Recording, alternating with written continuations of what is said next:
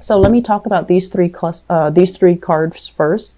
So first of all, this came out first, I believe. Yeah, this came out first. We have here the Six of Pentacles. The Six of Pentacles is a card about charity. It's a card about goodwill. It's a card about, helping somebody out of the goodness of our hearts. And with this card, it's usually about, wanting the best for another person, doing things because we care about the well-being of the other person. And when it shows up in the reverse position, it usually indicates a situation where things are lopsided. One person gives, the other person takes.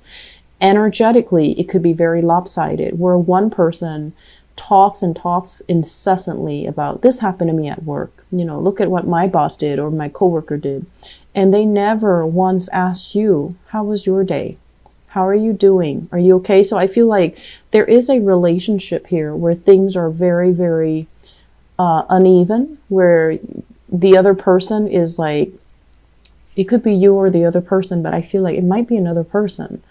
They're very wrapped up in their own lives, and they don't really, care to even ask you, how are you doing? How are you handling things? Is there anything I can help you with? So it's a situation where one person is definitely feeling like they're being taken for granted. And we also have as well the Nine of Pentacles. And the Nine of Pentacles, this is, I usually think of it as somebody who's, financially things are good and they have a lot of free time under their belt to, just relax, read the newspaper, walk around, have coffee in the morning, and, just have like a lot of leisure time, leisure activity, and just a lot of abundance in their lives. In the reverse position, it feels to me like this month is happening very fast. There's more responsibilities. There are more stressors. There are more things happening in your life where it's really reducing the amount of free time that you have. And as a result of it, when you are stressed out, Virgos, let's not lie, you tend to get very grouchy. And so I feel like if somebody, even looks at you the wrong way or does something that is, sloppy or a little bit careless, it's really going to work your nerves. Okay. So if things are very imbalanced, if you're living with another person, like, if you live with a significant other and they never, ever, ever, do their laundry, pick up after themselves or do the dishes, this is the month where you're just like, I work all day, I come home and the dishes are never done. What do you do at home? So I feel like these remarks will start to come out. You want to be careful, but at the same time, I feel like there are imbalances in your relationship. One person is doing everything, and that's really going to create some, cracks in the foundation of the relationship if you're not careful. It could be you or your partner, and I honestly feel like it's going both ways. And so one person is feeling a little bit underappreciated, and the other person might feel like, I just feel like, it's lack of consideration. It's not malicious. It's not intentional. It's just there is an imbalance here that needs to be rectified. And if this is an ongoing problem, I feel like many of you are going to be like, I don't want to deal with this. I'm going to go hang out with my friends. I'm going to go and stay with my mother. I'm going to go stay with my father. I'm going to go stay with my sister. Whatever the situation is, I feel like you're kind of shaking your hands off it. You don't want to deal with it. And you also know that if you deal with it, your tempers will flare up. My advice is talk about this situation, because it feels to me like things are busy from your end and also from your significant other's end, and then the practical responsibilities kind of fall away, or they're not as important. They're not on the front burner. And so this is something that is unintentional, but it does build up. It does create resentment. It needs to be talked about. It needs to be nipped in the bud, because it's breeding resentment and you're trying to avoid each other. Okay, so for those in relationships, do your best to try to fix this, okay? Because I feel like,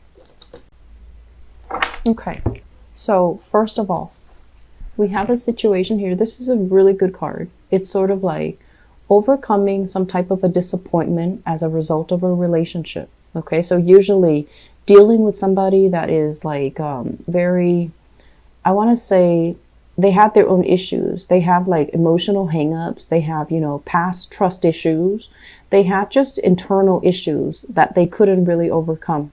And I feel for many of you, for many of you, this is kind of like a long-standing relationship where there was a lot of history with another person. And so every once in a while, even though I feel like the relationship might have ended some time ago, and I would say like within the past year, it might have ended. But every time you think about it, it still tugs at your heartstrings just a little bit. Some of you have recently gone out of like serious relationships, and you're at a point where you're trying to figure out what's next. You know, like, how do I start dating again? Is it okay for me to date again?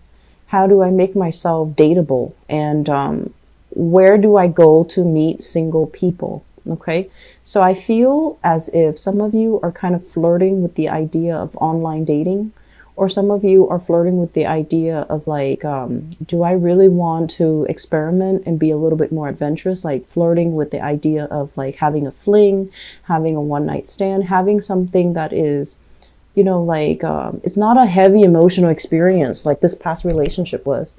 And you're still very shy. You're still, you know, flirting with the idea, but not really making a move, not really taking the steps in order to do that.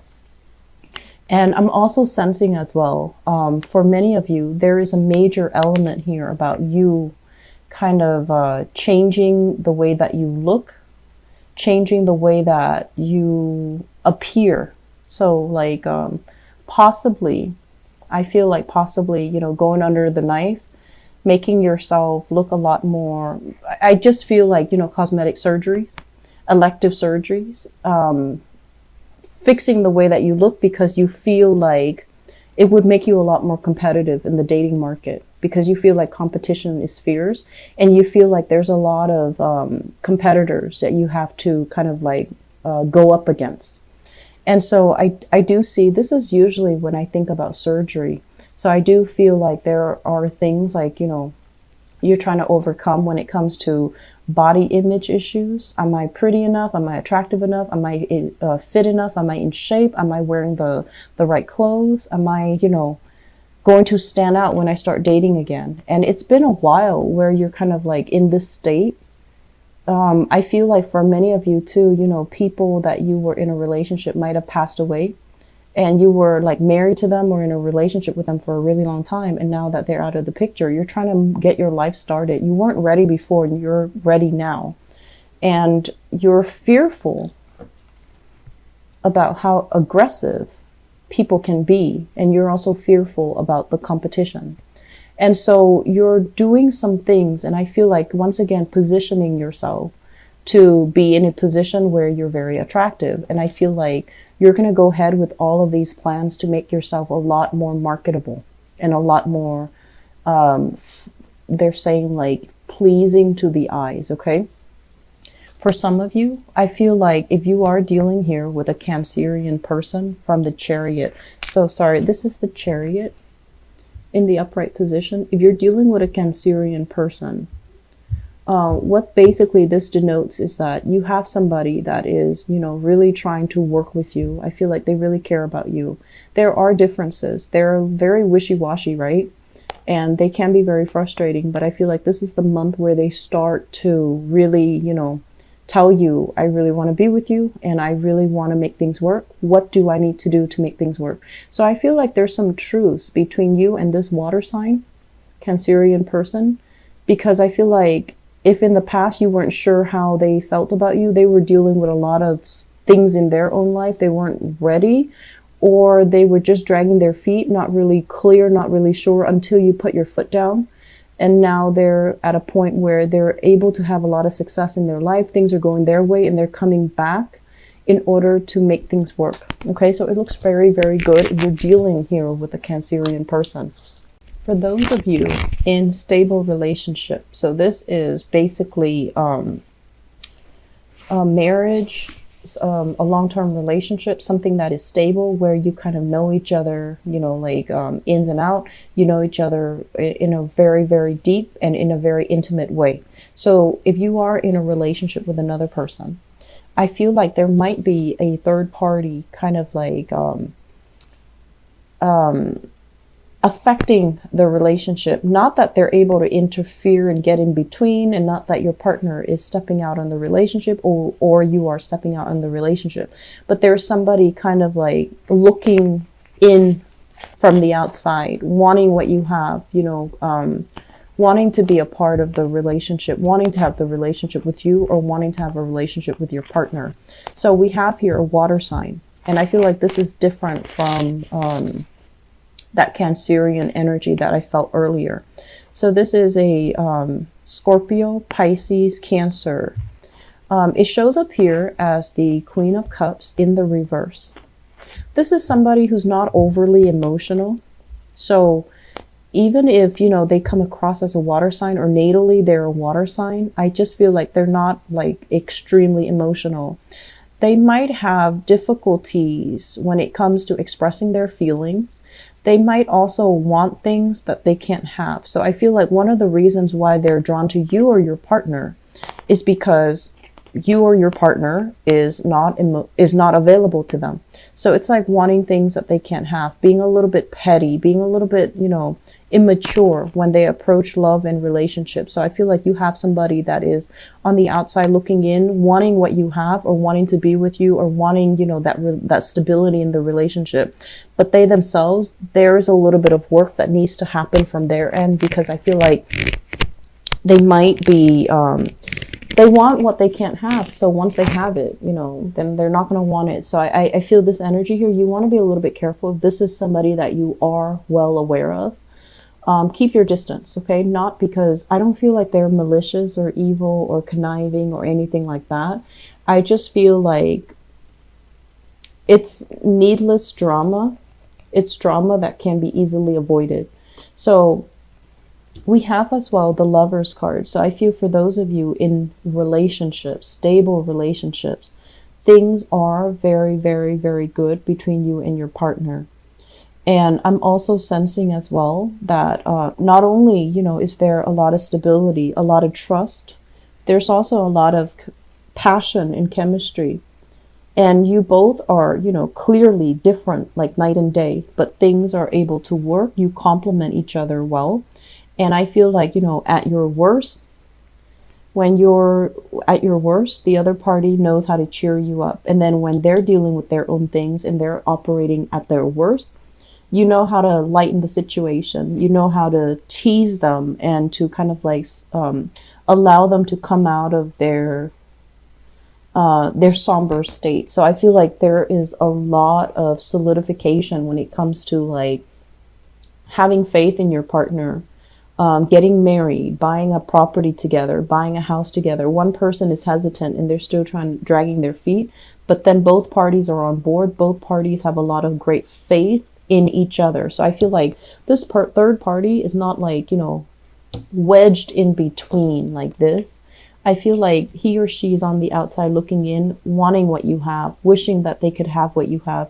So it's more like admiration, but also a little bit of envy. Okay. It's not a completely like just straight envy where they want to tear you apart. I feel like they admire the stability of your relationship. Wow. Okay, so all in the upright. So strength. This is a card about having a little bit of patience, being a little bit soft when you're dealing with your partner, learning to, not be so serious all the time. Inject a little bit more fun, more excitement, more spontaneity in your relationship. And this is a card about, really trusting somebody, because if we're looking at this, it's different species.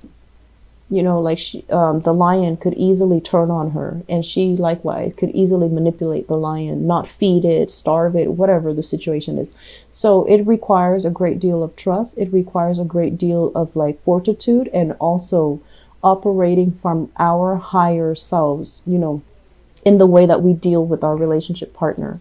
Some of you have a relationship here where somebody is willing to go the whole 9 yards with you. Okay, so this is another earth sign for some of you.